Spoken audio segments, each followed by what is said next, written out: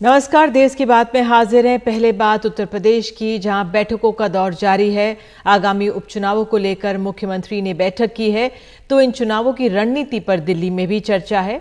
UP BJP अध्यक्ष भूपेंद्र चौधरी ने प्रधानमंत्री मोदी से यूपी के राजनीतिक घटनाक्रम पर 1 घंटे तक मुलाकात की है, लोकसभा चुनाव पर फीडबैक दिया है। और इस पर अधिक जानकारी के लिए सीधे चलेंगे अपने सहयोगी विकास भदौरिया और रणवीर के पास, जो लखनऊ में है। विकास, पहले आपसे, जो दिल्ली में प्रधानमंत्री के साथ यूपी बीजेपी अध्यक्ष की बैठक हुई है, क्या इस पे निकल कर आया?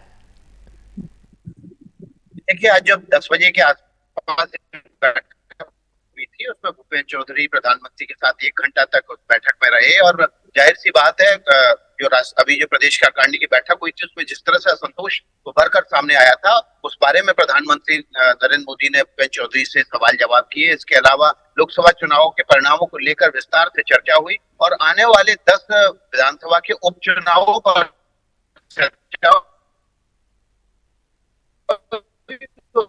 रणनीति पर कैसे बीजेपी आज जीतने के बिल्कुल। तो आपने ये लिए कहा कि इस जिस पर तरह भी से बातचीत बीजेपी प्रदेश हुई अध्यक्ष की मुलाकात हुई प्रधानमंत्री प्रधानमंत्री से सुबह, जो और 1 घंटे चली है।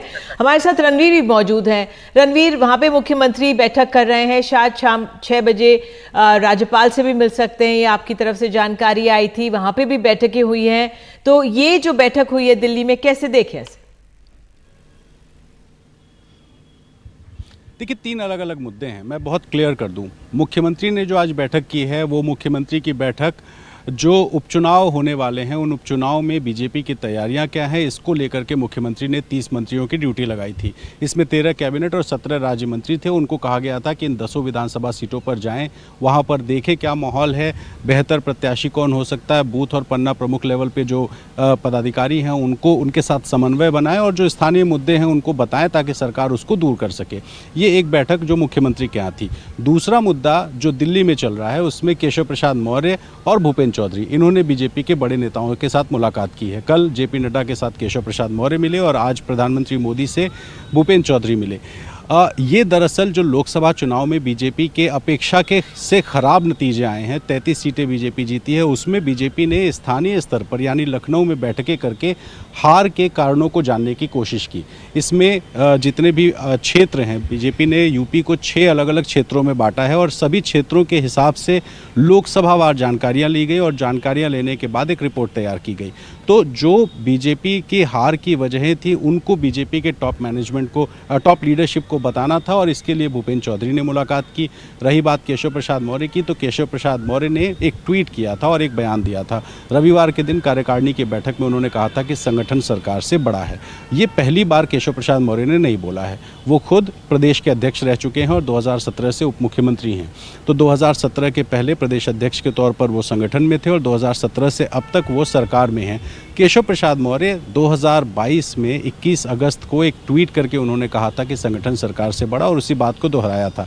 केशव प्रसाद मौर्य से जुड़े जो करीबी लोग हैं, उनसे जब हमने बात की कि इस बयान का क्या मायने है, तो उन्होंने कहा कि जो लोकसभा चुनाव है उसके परिणामों में सबसे बड़ी एक वजह जो आई, वो विपक्ष का फैलाया हुआ भ्रम है, और जो दूसरी वजह थी वो ये कि बीजेपी कार्यकर्ता नाराज़ है और वो वोटरों को घर से निकाल करके बूथ तक नहीं लाया। तो ऐसे में जो नाराज़ कार्यकर्ता हैं, उनका मोरल बूस्टअप करने के लिए केशव प्रसाद मौर्य ने ये बयान दिया है। अब जो तीसरी खबर आई कि राज्यपाल से मिल सकते हैं मुख्यमंत्री योगी आदित्यनाथ, वो 29 तारीख से यूपी में मानसून सत्र शुरू होने वाला है और इस मानसून सत्र से पहले राज्यपाल से मिलकर के मुख्यमंत्री अपने सरकार की जो तैयारियां हैं उस पर चर्चा कर सकते हैं। यानी कि तीनों ही चीज़, अलग अलग मसलों का एक दूसरे से कोई संबंध नहीं है, लेकिन जिस तरह से जोड़ा जा रहा है टाइमिंग के हिसाब से कि 2 दिन के अंदर में कार्य समिति की बैठक हुई, केशव मौर्य का बयान आया, फिर सीएम की बैठक हुई और फिर केशव मौर्य पहुँच गए दिल्ली, भूपेंद्र चौधरी पहुँच गए दिल्ली, इसलिए सबको जोड़ करके देखा जा रहा है तो एक ऐसी तस्वीर निकल करके आ रही है कि जैसे बीजेपी में बहुत बगावत हो रहा है, लेकिन ऐसा कुछ नहीं है। तीनों अलग अलग मुद्दे हैं और बीजेपी में इस तरह से काम चल रहा है। बिल्कुल बिल्कुल रणवीर, अभी आपकी जो उपचुनावों पर आपने रिपोर्ट भेजी वो भी दिखा लेते हैं। हमें बताया जा रहा है विकास जुड़ गए हैं, अब सुन पाएंगे। जी विकास, जो आप सुबह की बैठक के बारे में बता रहे थे, बता दीजिए। तो इस बैठक में, जैसा रणवीर ने विस्तार से बताया, कि जो आला नेतृत्व था उसके साथ साझा करना था, उस मसले पर चर्चा हुई। इसके अलावा जाहिर तौर पर 10 विधानसभाओं के उपचुनाव हैं, इस पर पीएम ने, प्रधानमंत्री ने क्योंकि उनके का गृह राज्य भी हो गया है अब उत्तर प्रदेश, वहीं से लोकसभा से चुनकर आते हैं। तो इन सीटों पर बीजेपी की क्या रणनीति होगी, किस तरह की जा रही है, इस पर विस्तार से चर्चा हुई। पर उभरे हैं, उनके निराकरण के लिए किस तरह से प्रयास किए जा रहे हैं, इस पर भी चर्चा हुई। उनके निराकरण के कुछ निर्देश पार्टी अध्यक्ष जेपी नड्डा। जी जी विकास, तो ये अपने आप में महत्वपूर्ण है। आपने जानकारी दी इसके लिए धन्यवाद। आप रणवीर बने रहिएगा हमारे साथ। तो पहले वो ग्राउंड रिपोर्ट देख लेते हैं जो आज रणवीर ने लखनऊ से जो मुलाकातें बैठकें हुई हैं उस पर भेजी।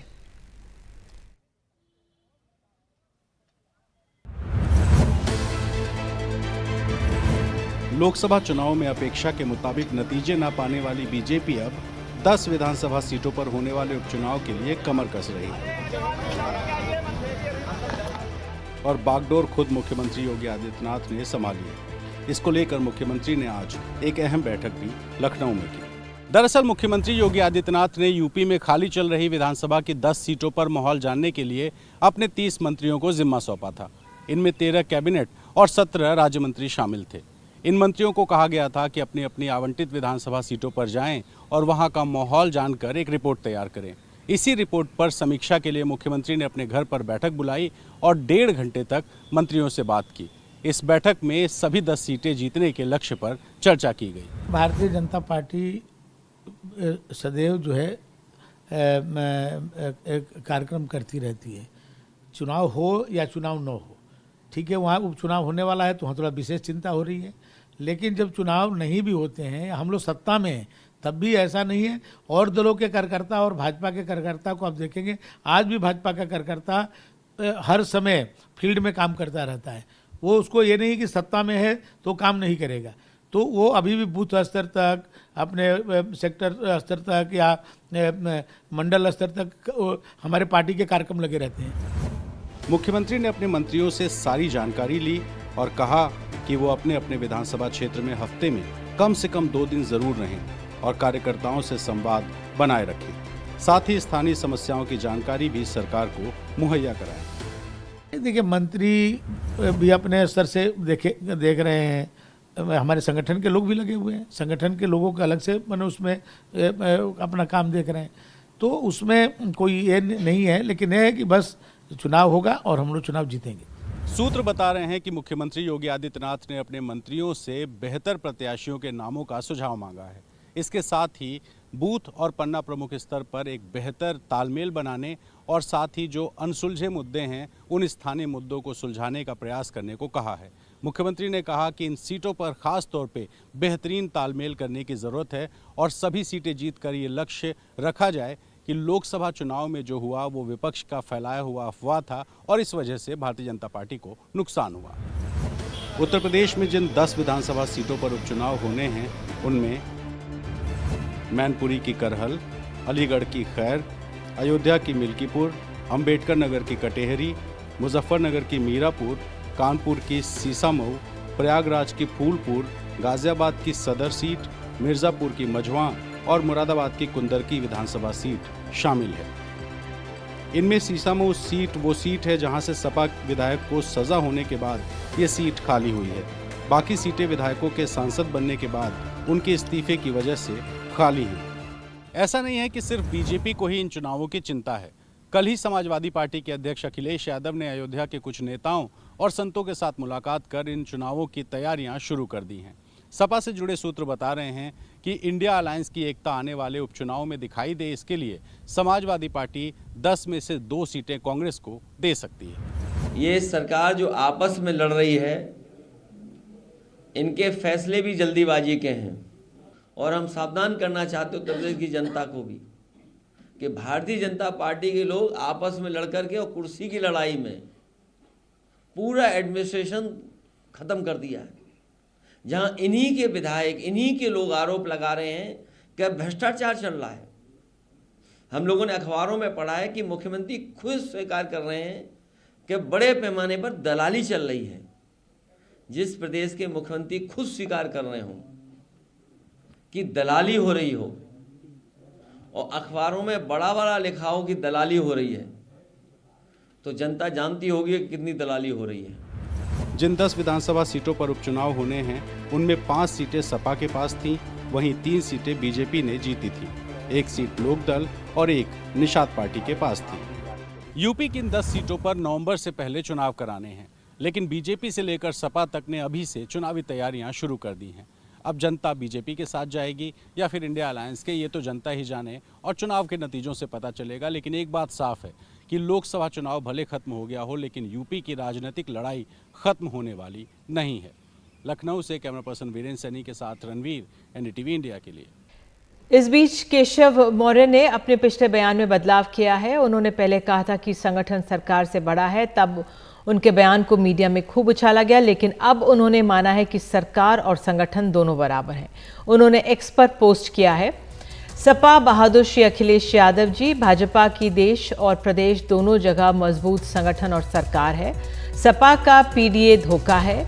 यूपी में सपा के गुंडाराज की वापसी असंभव है। भाजपा 2027 विधानसभा चुनाव में 2017 दोहराएगी।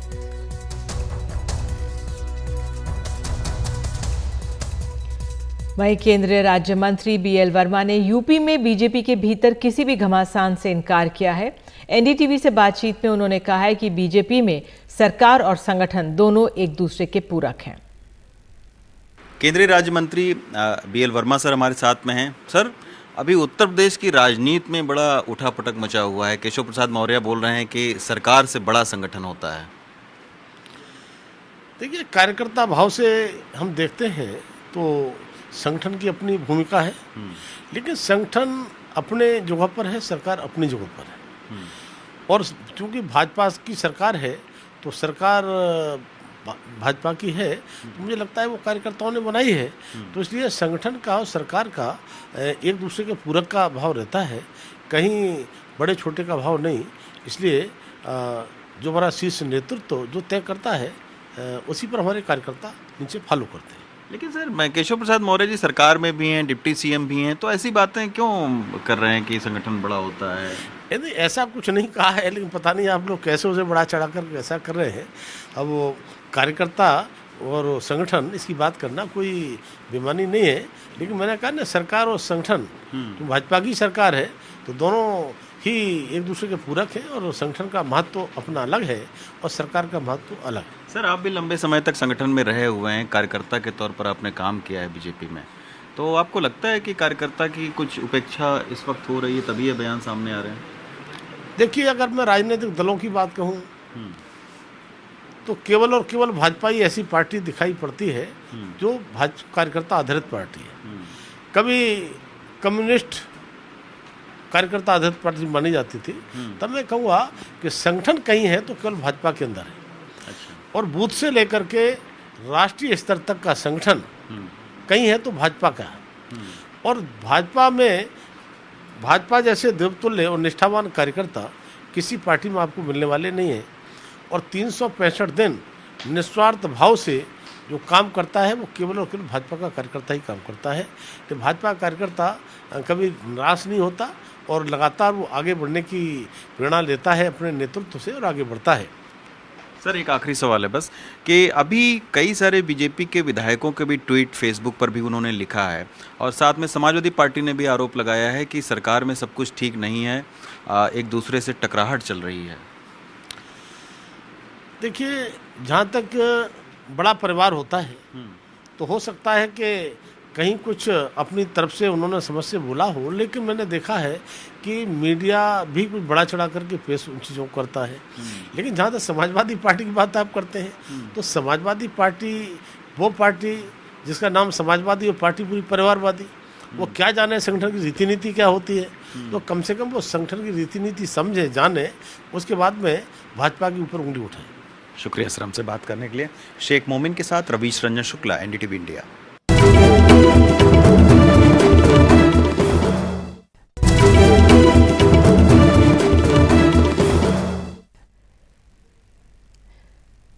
प्राइवेट कंपनियों में कर्नाटक के लोगों को आरक्षण देने के लिए राज्य की सिद्धरामैया सरकार ने एक बिल कैबिनेट से पास करवाया है।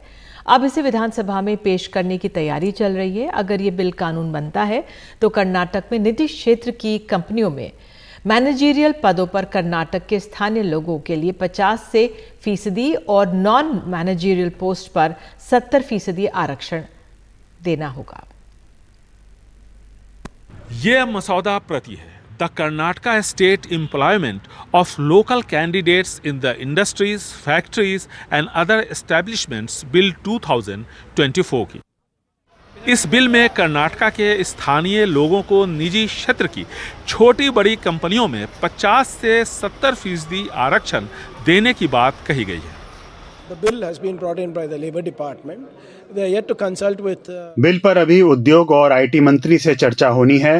नियम बनाने से पहले विस्तृत चर्चा स्टॉक होल्डर से की जानी है, यानी निजी कंपनियों से। बेवजह घबराने की जरूरत नहीं है। And more importantly, a wider consultation with the industry. So there is no need to panic.